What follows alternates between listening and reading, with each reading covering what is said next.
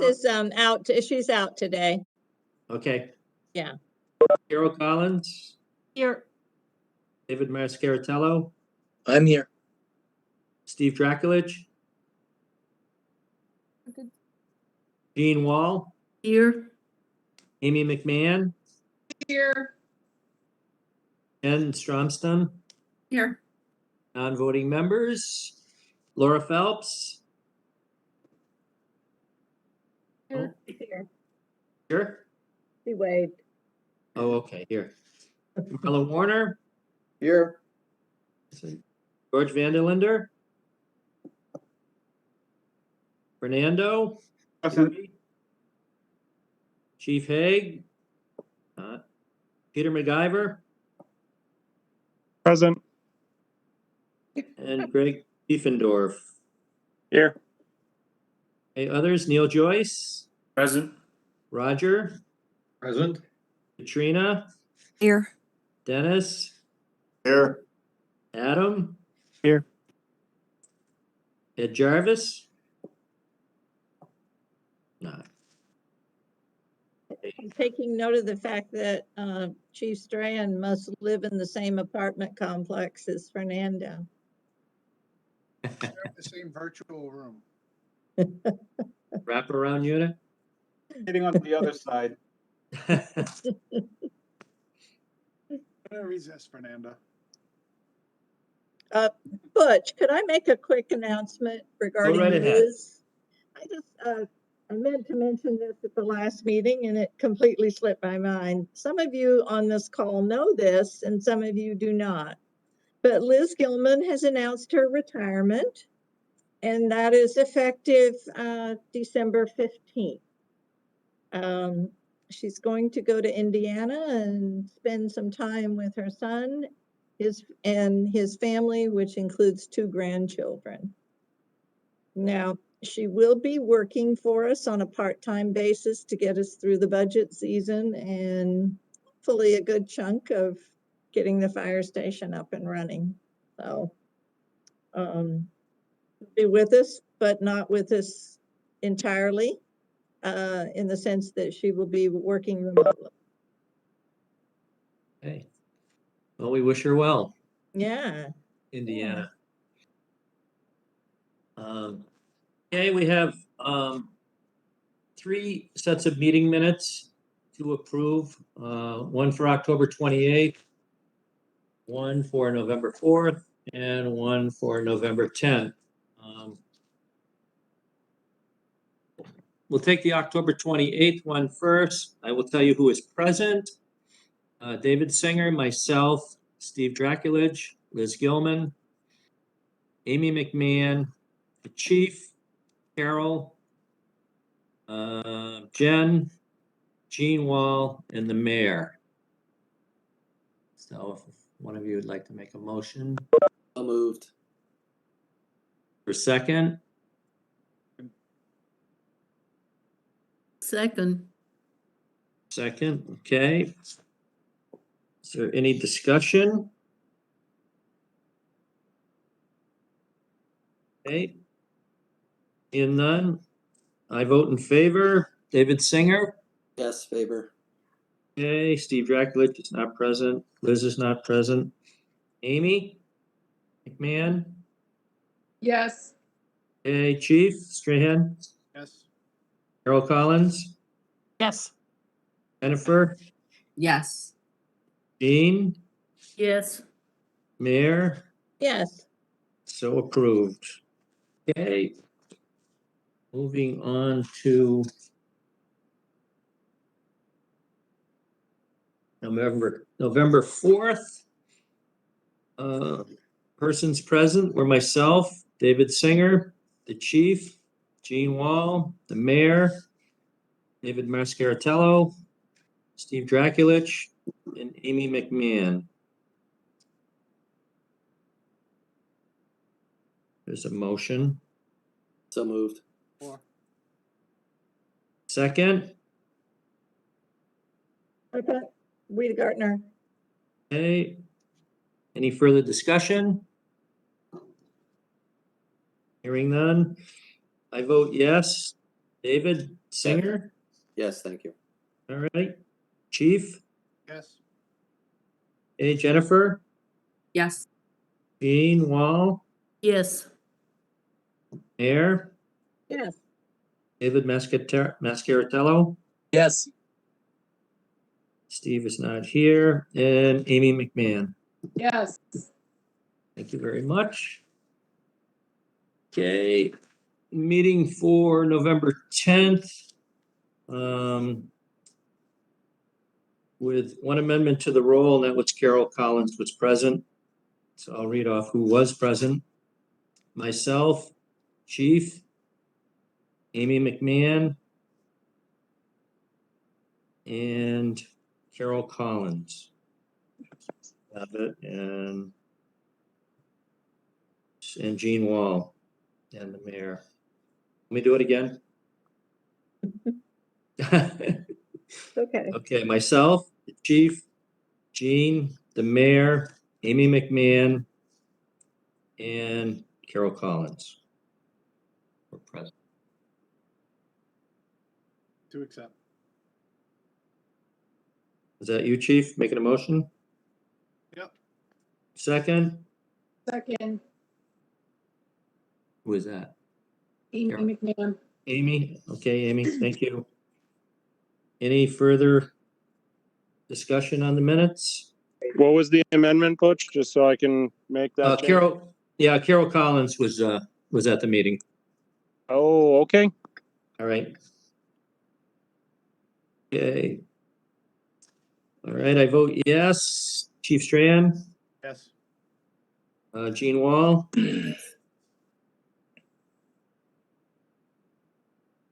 Jean? Yes. Oh, okay, thank you. Mayor, Yes. Amy McMahon, Yes.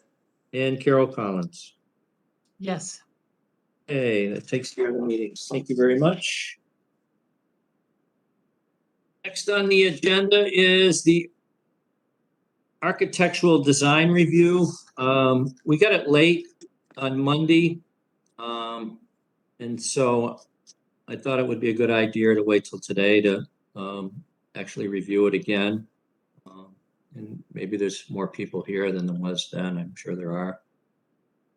So I would kind of just want to kick it off with maybe Katrina just revisiting the design one more time for us.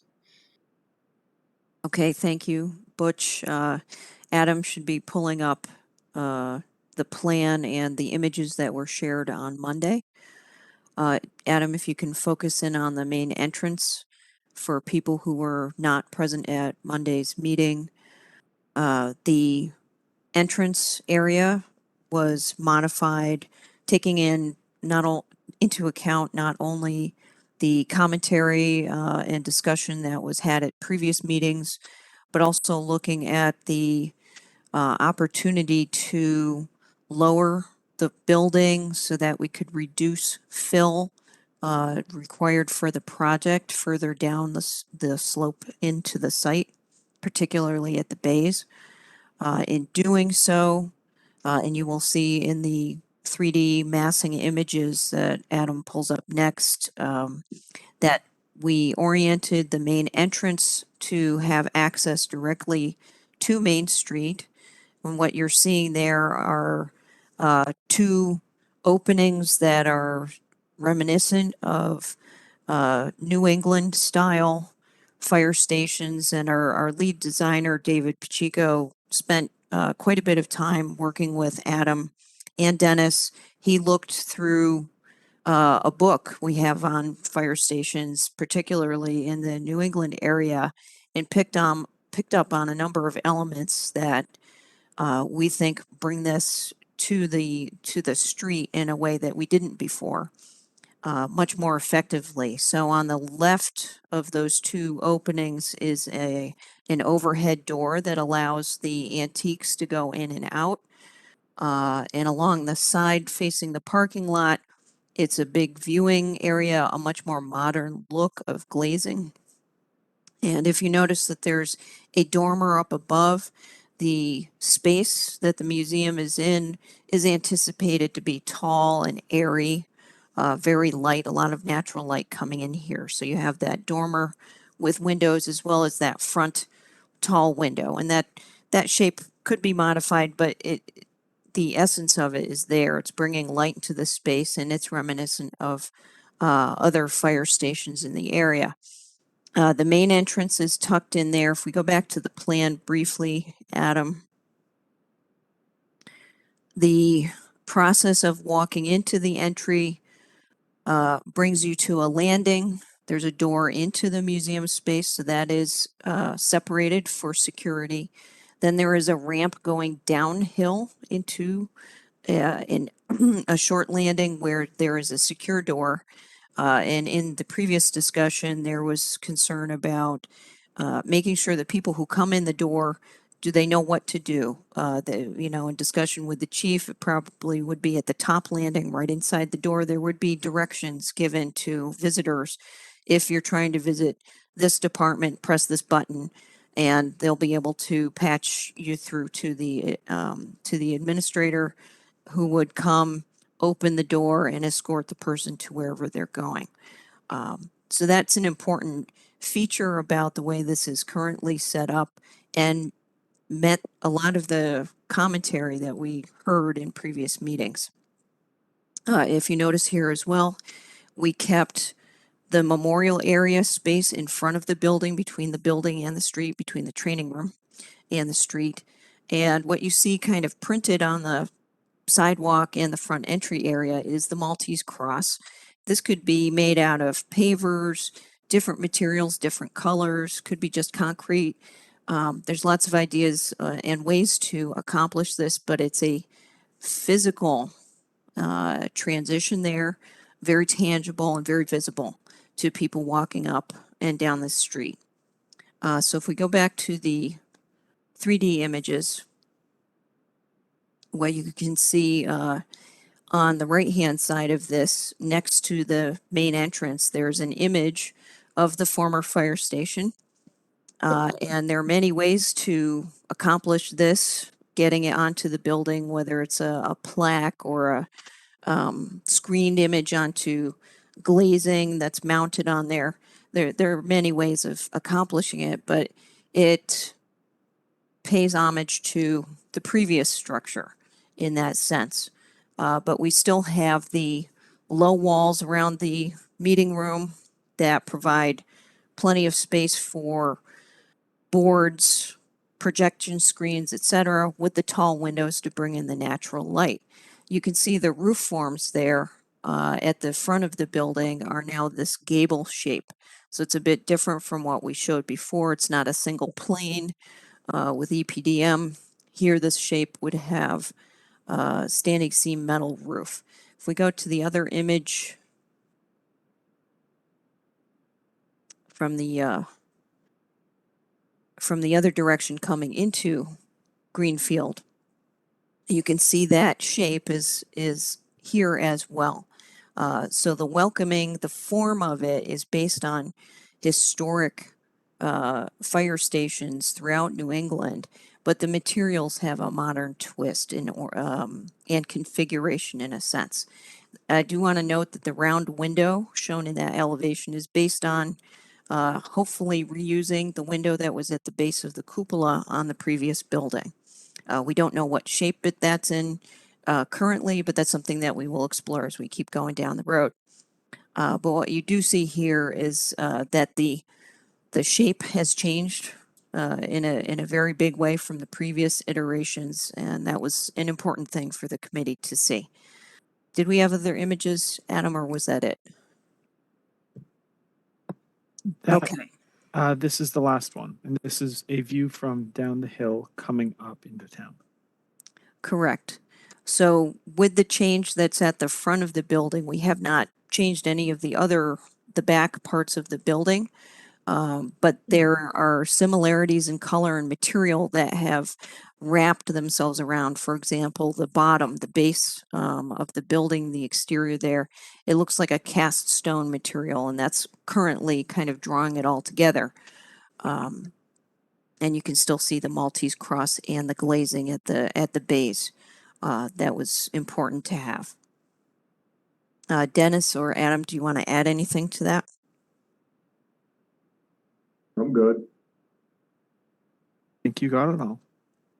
I try. One thing I would add is that, like we're talking about, this is just the concept that we're looking at right now. So, for example, there's a couple comments on how we could improve the vestibule or change the glazing on the front of the building, and that this vote tonight on this will not affect those items. It doesn't determine that those are fixed in place how they are now. And the building will continue to evolve as we work together on the design. Right. In addition to that comment, thank you, Adam. The request that we have of the committee this evening is to approve the floor plan change at the main entrance and this concept of configuration at the front of the building so that we can get all of this to the estimator. It is critical that this information get off to the estimator as soon as possible so that we can hit our deadline of trying to go out to bid in April. This is an important step that we have to see and make sure that we are on track. If we can't take that step right away, it is going to affect so many other portions of the project, including when the chief will eventually move out of the temporary station. And I'm sure he's anxious to make sure that that does not go on longer than it absolutely has to. Okay. Thank you, Katrina. So bear in mind what she's talking about is the concept here, and there's a lot of time to work on various pieces of it. But the important part is we kind of come together for the conceptual design so they get it out to the estimators. So keeping that in mind, anybody's got a question or a comment? Yes, Mayor. And this may be suitable for another meeting as well, but it was just a quick question as I was reviewing this. I took note, I was looking for the cupola because as I recall in the other design, it was enclosed in a little room of its own on the parking lot side. It seems to have moved to the outside and on the ground. Is the intention there to enclose it in a glass enclosed monument type thing, or what was the intention there? Or do you remember? Well, I also recall that very early on, we did show it in a even more conceptual Right. way inside the building. Its size precludes it from being inside the new structure. Right. To hand over that much important building space to a museum piece, Mhm. if you will, or a park piece, would not serve the purposes of the fire department. All of the space that we have pushed and pulled and cajoled into working in the right way for the chief requires that that is outside. We do have important pieces inside, but that is outside. In one of the previous iterations, when we had more of those shed roofs at the front, Mhm. the cupola was closer to the bays near the back, like near the patio area.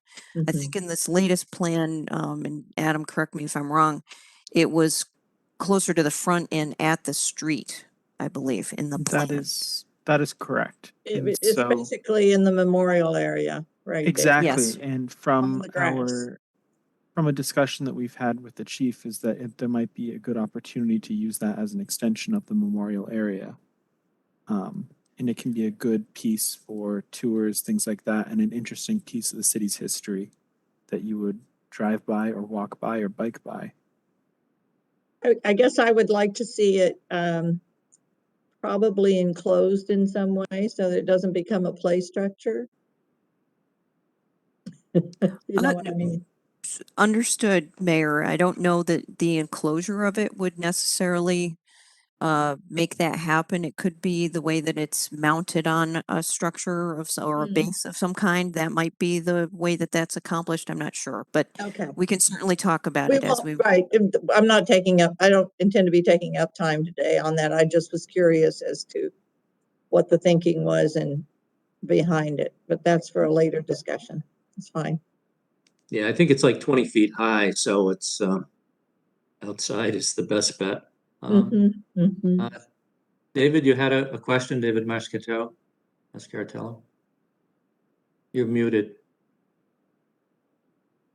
All day long, I hit that mute button, right? Were the there were also changes in the decom area in the baths, right? From the last set of drawings, Katrina? Is that we reviewed? Is that correct? There were not changes. We already Okay. had components included in there. I know there was discussion about how do firefighters make the transition from dirty area to cleaner area, and that there are showers in there, and that there are ways for people to methods for the firefighters to take off the parts that are contaminated, get themselves clean enough to walk through to where the private single user bathrooms are. But they're in the bathroom at the bay has a shower, and the decon room also has a shower.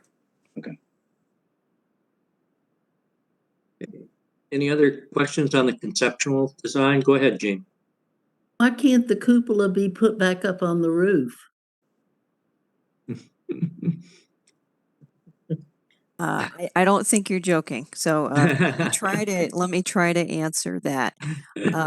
It is an additional structural weight and does not necessarily fit with the exact style of the entire building. If we were trying to recreate the old station, I would say sure, but that's not the intent here. Dennis, do you want to add to that? Oh, no, I'm more than happy to let you answer Oh, that. thank you. Thank you so much. I don't mean to take it in any unserious way. It's a serious question. But that is not the intent of the project to recap it on another building. Okay. Any other questions? Okay. You think we're ready to, David? No? Was gonna make a motion and then we would have a discussion before a vote, right? Sure. So I'd like to make a motion to approve the current concept of the front of the building and the interior and the changes that have been implemented and shown to the committee. Okay, is there a second? Singer, second. Okay. Okay, discussion? Further discussion on it? Yes, just based on David's motion, are you approving the basic design or just the front? Motion was to improve the basic design of the layout that you had presented to us last week, both the Okay. front and the interior of Right. the building. All right, thank you. Okay. Everyone good? We ready to vote? Okay. Like, Right. I vote yes. David Singer, Yes. Mayor, yes, Chief Strahan, Yes. I'll show you. Carol Collins. Yes. Okay. David Mascaratello. Yes. Steve is not here. Gene Wall, Yes. Amy McMahon, Yes. and Jen. Yes. Very good. Thank you very much, everybody. Thank you. Butch, can I ask a follow-up question? Go right ahead. Given the committee's approval, can Katrina walk us through the schedule for getting this information to the estimator and when we would have some numbers back? The estimate and the estimated value of construction will play very strongly into the pre-qualification process that we have to undergo as part of this project. So I'd like to have an idea of what that time frame looks like so we can tee up a discussion with the committee prior. Right. So Butch, may I answer that? Yeah, go ahead. I had it down lower, but sure, that's a follow-up question, so go ahead. Thank you. To answer you, Neil, at our previous discussion this week, it was briefly mentioned that in order to get a number back from the estimator, we first need to get the package out. The intent was to get it out by the end of this week. We do have narratives from our consultant engineers, site plans from the civil engineer, and our own part of the package, which is the elevations, plan, 3D model, image, which as of your approval, currently we will be able to mark that up and get that out. And that is anticipated to go to the estimator tomorrow as a package with our narrative, and Neil would be copied on that, as well as I would think that Butch, we could send it to you and just so that one person receives it and then it can be distributed if that's necessary. But this is something that will go to the estimator, and they will take, I believe, 2 weeks to get us their estimate based on our markups. And that would put us, today's the 18th, we would be looking potentially at having information for a meeting on December 2nd. That's the anticipation. I need to confirm all of that and communicate it absolutely to make sure that we can hit that date with their number and have a discussion, whatever the number is showing us. Thank you. You all set with that? Okay. All right, I had put down Main Street building view design and streetscape discussion. We've done the first part. Does anybody want to talk about the streetscape portion of the building at this time, or do you want to wait until we sort of get the numbers back and get a feel for how we're doing with the project?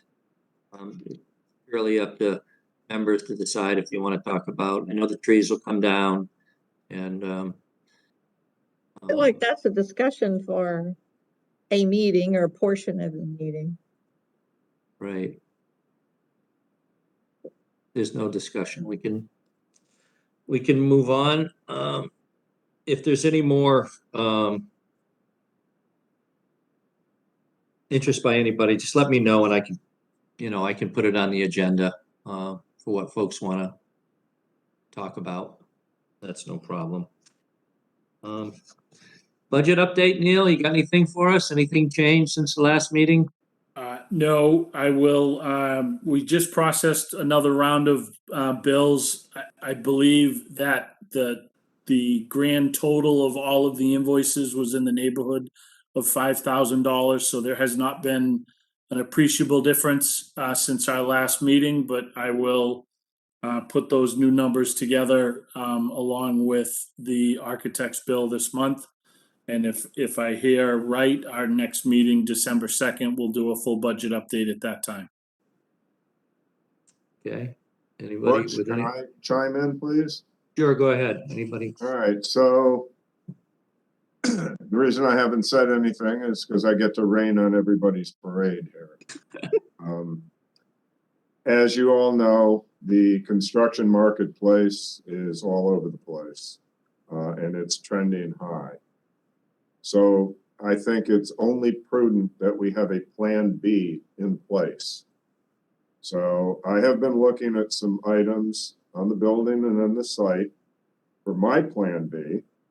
And as far as I'm concerned, at this point in time, the only things I'm interested in are things that are $50,000 and above, because I honestly believe that with the marketplace out there, it could get pretty squirrely and that the numbers could come in high. Right? I don't expect anybody to like the things I'm looking at, but they will not affect the long-term outcome of the building. And I'm putting that package together. I can talk about it now or later once we see the numbers. But then I also would like to see a plan C. And plan C involves the mayor. We have now available in this country $1.2 trillion of infrastructure money And more than anything in the world, a fire station that's shovel ready fits the bill. So how you go about tapping into that, and I assume you have to do it through your state representatives, I don't honestly know, but I think it would be prudent to at least know what you have to do if we need to tap into that money or request it. I know you had looked at the EOC and you had talked about maybe 500 grand from the state. In order to keep everything intact and not go into my plan B, which again, nobody's going to like, I'd like to see if there is money truly available and what it would take and how long it would take if we truly need it. So, Yep. Aaron, I'm not hearing you. Do you think that's a better discussion for December 2nd if we actually have the numbers coming in from Katrina on where the estimators are? It's going to be a better discussion. I'm not looking for a discussion. I'm just looking to let everybody know Let you I'm know. planning a plan B. Okay. You know, I think the mayor at least would want to know how to get that money if we need it. And, you know, the sooner the better. You know, I don't want to put Neil on the spot, but I know he's got other projects. They're coming in rather high. We're seeing other projects. They're coming in pretty high. We want to be prepared. Sure. I can Go ahead, address Mayor. some of it. Well, I'm happy to address some of it, that last piece for sure. I don't, well, there's a lot of parts to it. I don't know exactly. The state of Massachusetts received $12.5 billion out of the latest hard infrastructure, not the Build Back Better infrastructure with how, you know, other things in it, but the infrastructure bill from the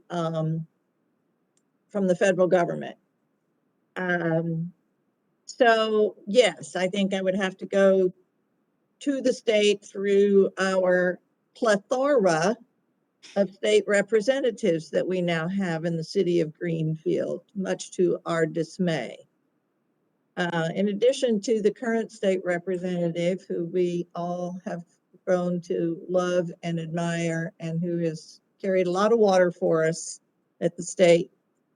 The state in redistricting saw fit to split Greenfield into 2 legislative districts. So I have an additional 2 representatives. Good, bad, or indifferent. They are very committed to serving the city of Greenfield. The Paul, Senator, hopefully soon to be Senator, but right now he's Representative Paul Mark, I will be talking to tomorrow, and I can get some enlightenment from him. And I can always talk to Representative Blay and Representative Whips, who will take over from Paul when his term ends, and they will need to run again in their respective districts. And in Greenfield, one could continue to serve in one district and someone else maybe get knocked out by a competitor. That doesn't happen until next year, so to speak. So I'm doing the best I can at this time to communicate with them, and I have already, and they are ready to go to work for us. And Paul will do what he can until it's time for him to run for a state Senate position, which he's announced that he will do. But they've all been very good in letting me know how to how they want to proceed. So I will do what I need to do to get to that information. I was not while it seems logical that public safety buildings, police or fire, or a combination thereof, are infrastructure. It doesn't appear that the state or the federal government believe that to be the case, and they don't really generally fund them. The only place that does is ARPA, and that has to be very specific. And I don't have enough money in the ARPA bill right now that I can see until you tell me what the numbers really are that could go to the fire station above and beyond the 500,000 that I've already talked about, which I will commit to, for the EOC. And for those who don't know what that is, the Emergency Operations Center within the fire station. So that's kind of where we're at. I will do some research here and hopefully by December 2nd have a better answer of what's real out of the federal infrastructure bill. Thank you. Okay. Thanks. If I could for a second. Yeah, go ahead, Chief. I attended the Western Mass Fire Chiefs meeting today, and the Massachusetts. So speak up or turn your volume up. Can you hear me? Yeah, better. Okay.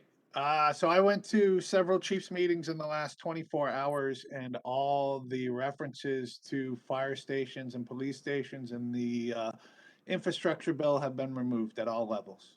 Yeah. So. No hope. A bright spot there, though, I will say, is our state auditor, Susanna Bump, has presented a report to the state legislature, so the Senate and the House, recommending that a funding stream be set up at the state level for public safety buildings, similar to what they do for the Massachusetts library buildings, for any number of things except for police and fire. So that's a little ways out and probably not in time for us to utilize it for this go round, because I think that will be the result of a whole discussion when the legislature reconvenes next year. And as we know, things can take a long time. But later, there may be some money available, but it would probably not be until after we built the building. So it'd be for another round of funding that we might need. Okay, Chief? Yeah, Dennis, so you know, we are actively pursuing firefighter grants for the larger equipment, such as this next round, we will be going for the SCBA filling station to try to alleviate some of the costs of the large ticket items. We are applying for that within the month or so. Is that through the AFG program, Chief? It is, and they've added quite a bit of money to the AFG program. So our shots are, they're small in comparison to the overall project, but they're a large ticket item that we're going to be successful with. That's Chief, great. if I could tag on to that, the preliminary quotes on some of that equipment, the filling station alone ranges from 81,000 to somewhere in the low 100 to 110,000, depending on options. Sometimes that is the place where legislators adding their individual voice to a grant application can be quite helpful. Okay. Any more comments on the budget? Questions about budgeting process as we're going forward? So just to sort of reconfirm, Mayor, where we are approved at $17 million to continue. Hopefully plus any other additional funding that we may gather along the way. Is that, so we should be targeting, as of right now, we should be targeting 17 million less previous commitments. And that includes, the 17 million includes the 500,000, correct? That's correct. Yes. Okay, thank you. Okay. All right, moving on, temporary fire station updates. Chief? Yeah, so before I get into that, I'm just wanted to take a moment and say that Firehouse Magazine, which is the premier fire media, if you will, across the country, released their awards for station designs. And I would like to congratulate Pacheco Ross for a gold-winning Lexington Fire Station for this year's round of awards. So, thank you. Thank you. So Thanks, Chief. Appreciate that. just wanted to acknowledge that. I read that this morning online. So thank you very much. It As is far as indeed a nice looking building. Thank you all. just so you know, the gold is the highest standard for the awards. They look at fire stations throughout the country, and I believe it was a career station that won the gold award. So thank you very much. So as far as the temporary building goes, I am very pleased to announce that we have seemed to taking care of a lot of the water penetration in the upper bay.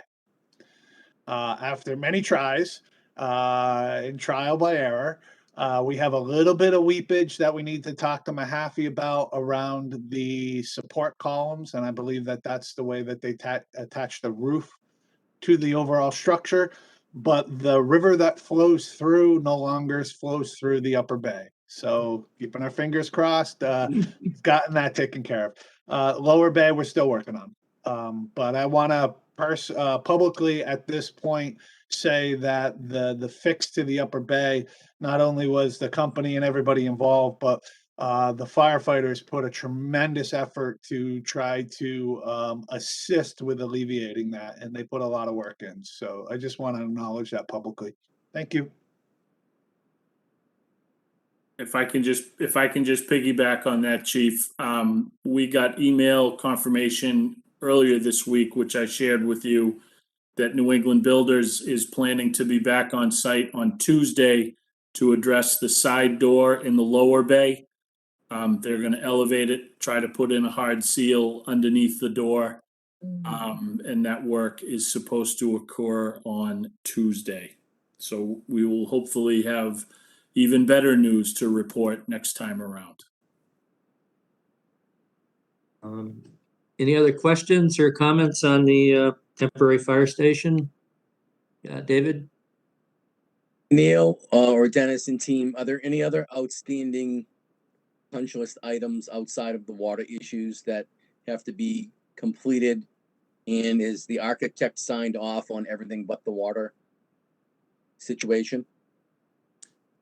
I think that the contractor is planning to address a couple of items in addition to the door when he comes back on Tuesday. But I believe that the water is the large majority of the concern.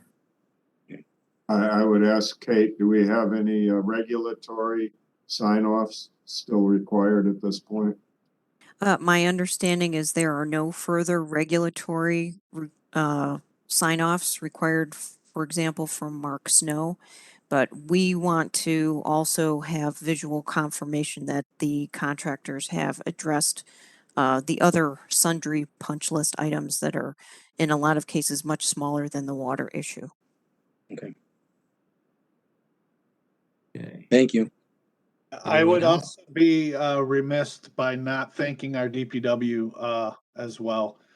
They were a huge part of trying to help out fix that problem, and the crew that Marlo had come up help us. They did a great job. So I apologize for not saying that. Very good. Mayor, did you have your hand up too?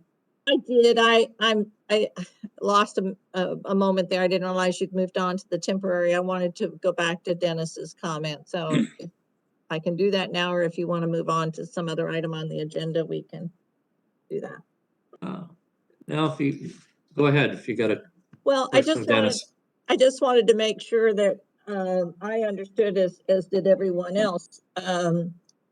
I took your comment as the Grinch who stole the firehouse today. that it is pending understanding where the expenses may be greater than we can truly afford, and therefore we need to make adjustments. That it isn't a foregone conclusion that your plan B would necessarily, it either in its entirety or in part, have to be done. We just are waiting for additional information. Is that correct? That's absolutely correct. Okay. All right, yeah, I didn't want to rain on anybody's parade. I just want, again, it's the volatility of the market. And Sure. it's so unpredictable that it Yeah. could go anywhere. Yeah, sure. Got it. Okay. Nothing further. I'll entertain a motion for adjournment. So moved. Second. Second.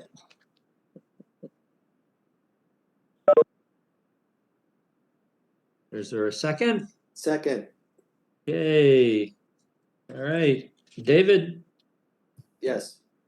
Butch is yes. Mayor, Yes. Chief, Yes. Carol, Yes. David M. Yes, it was great to see the excavator taking down the old fire station. Yeah, I took some pictures today myself. Gene Wall. Amy McMahon, Yes. Jen. Yes. Thank you, everybody. See you on the 2nd.